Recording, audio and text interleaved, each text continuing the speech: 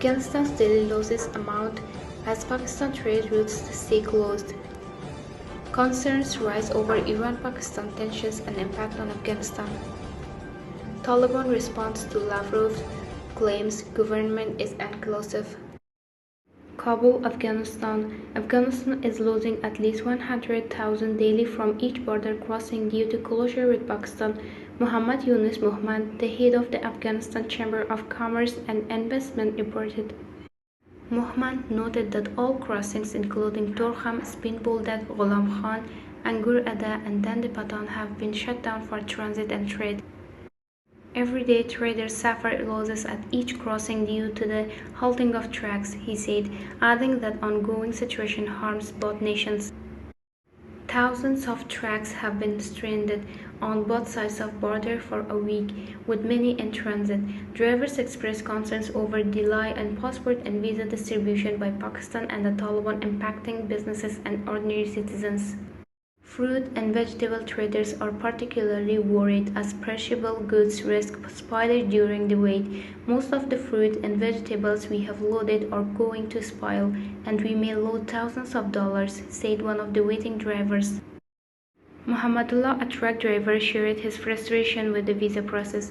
We have passports, but getting a visa takes too long.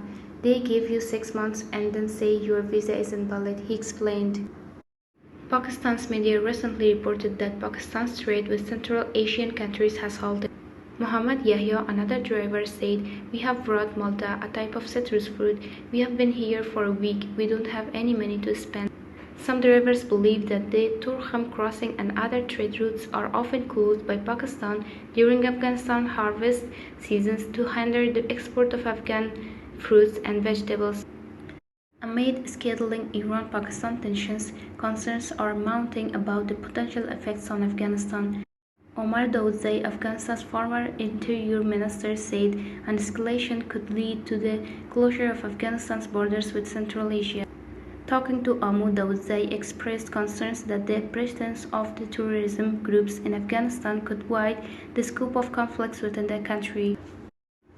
The recent missile attacks between Iran and Pakistan have heightened tensions, with both nations targeting terrorist groups across their borders.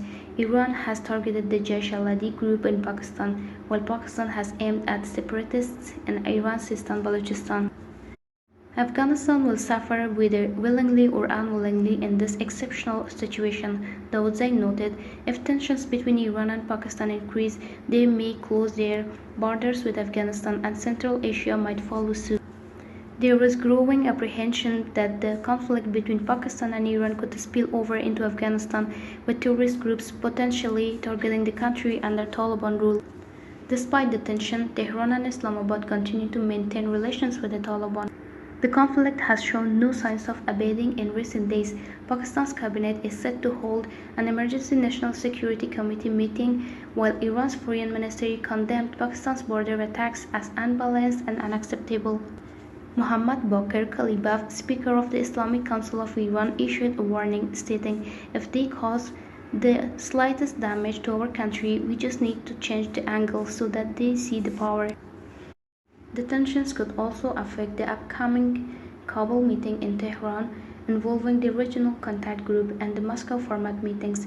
Russian Foreign Minister Sergei Lavrov expressed hope that the tensions would not disturb these discussions.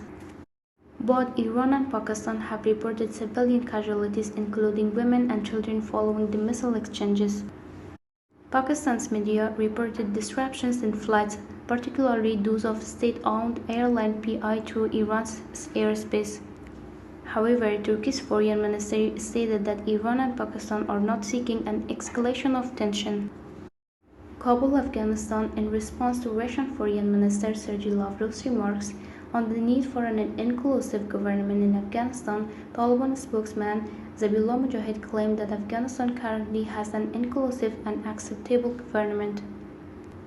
During a press conference on Russian diplomacy in 2023, reported by TASS on January 18, Lavrov stressed the importance of the Taliban-led interim government fulfilling its promises, especially in establishing an inclusive government. the fulfillment of their own promises first and foremost, the main being of establishment of an inclusive government which would include not only ethnic Pashtuns but also other ethnic groups and feature political inclusively, Lavrov said. In an audio tape released Saturday, Mujahid dismissed external interference in Afghanistan's internal affairs under Taliban rule, claiming the Taliban has maintained security and stability in the country and rescued its people from disunity and conflicts. He asserted that the Taliban government aligns with the expectations of the Afghan people and criticized Lavrov's comments as interference in Afghanistan's affairs. The internal issues of Afghanistan are a matter for the Afghan people to address, Mujahid said. Other countries should cooperate with Afghanistan and its people but should refrain from interfering in our internal affairs. A June report by the UN Security Council's Analytical Support and Sanctions Monitoring Team described the Taliban governance structures as highly exclusionary, Pashtun-centered, and repressive toward oppositions. The report also noted that the Kandahar's resurgence as a power center like during the 1990s Taliban rule has marginalized senior Taliban ministers in Kabul due to decision-making process. Key Taliban figures, including Mujahid, have established offices in Kandahar where significant decreases, such as those barring women and girls from education and work, were issued instead of Kabul. The UN report also highlighted internal conflicts within the group over policies, power centralization, and control of financial and natural resources. These ongoing power struggles pose a risk of armed conflict between rebel factions, the report added.